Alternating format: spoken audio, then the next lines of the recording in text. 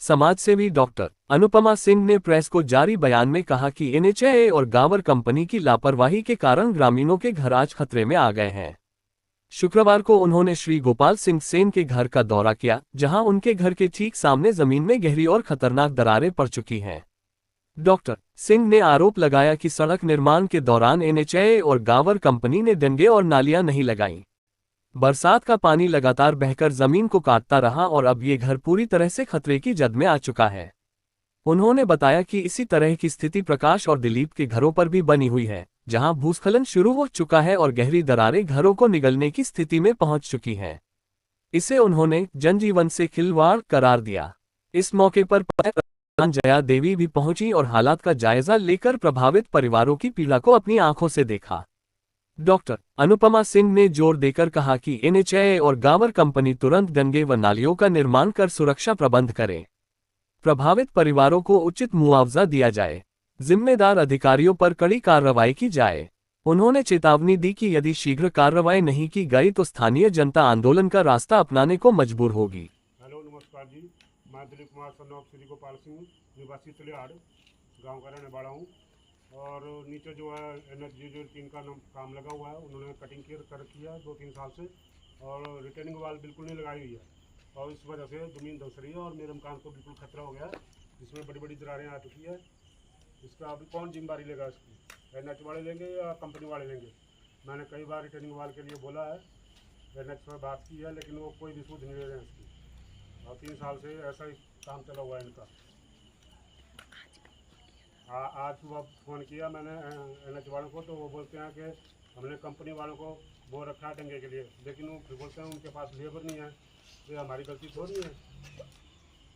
अब इसका कोई ना कोई समाधान किया जाए। आज मेरा जाना तलियाड़ की साइड हुआ। तलियाड़ और मधवान के बीच में इनका घर है, गोपाल सिंह जी का। इन्होंने फ़ोन करके मुझे बुलाया था कि कल से लेके जो है इनके घर के आगे बड़ी बड़ी दरारें आ गई हैं, और जिससे इनके घर को जो है खतरा बना हुआ है। तो हुआ एक्चुअल में ऐसा है कि आगे जो डंगा लगाना था एनएचएआई ने वो लगाया नहीं है, और डंगा नहीं लगाने की वजह से कटिंग वहाँ पे हो गई हुई है, तो वहाँ से नीचे वो ज़मीन बैठ रही है। तो इस कारण जो है ऊपर से इनके घर के आगे भी जो ज़मीन है वो बैठनी शुरू हो गई है, और घर को कॉन्स्टेंटली खतरा बना हुआ है। और इसी रो में मैं कहूँगी आगे तक मधवान तक जो है सारे जो घर हैं वो इसी तरह से लैंडस्लाइड्स की जद में है, और जहाँ पे कटिंग एनएचएआई ने की थी। अब एनएचएआई वालों का कहना ये है कि जब बरसात खत्म होगी तब हम डंगा देंगे, पर मैं ऐसा आपके माध्यम से कहना चाहती हूँ कि अभी तक कहाँ सोए हुए थे। आज 3 साल हो गए हैं इनको। क्या 3 सालों से इनके डंगे नहीं लगे? सिर्फ कटिंग ही कटिंग हो रही है, और लोग बड़े दहशत में हैं, बहुत परेशानी में हैं।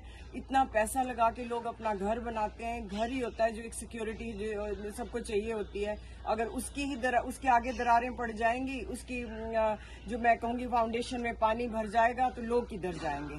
तो मैं तो कहूँगी मैंने जहाँ तक मैं अपनी आवाज़ उठा सकती थी मैंने उठाई है। आप लोग तो सभी जानते हैं, आप लोगों का बहुत साथ रहा है। हमने तो गडकरी जी तक भी आवाज़ उठाई, उनका भी बयान आ गया कि भाई वो भी इस में मेरे को ऐसे लग रहा है कि थोड़े से हेल्पलेस जैसे लगे हैं।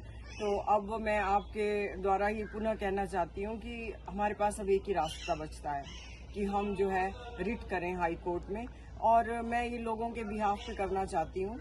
और मैं ऐसा समझती हूँ कि लोग हमारे साथ आएँ, इसमें जुड़ें, इस मुहिम में जुड़ें। और नहीं तो मैं आपको सच कह रही हूँ, ये मंडी की ही बात नहीं है, पूरे हिमाचल की बात है। हम धीरे धीरे जो है अपना हिमाचल खो रहे हैं, और फिर भी हमें जागरूक होने की आवश्यकता है, और लोगों को चेताने की बहुत ज़्यादा आवश्यकता है।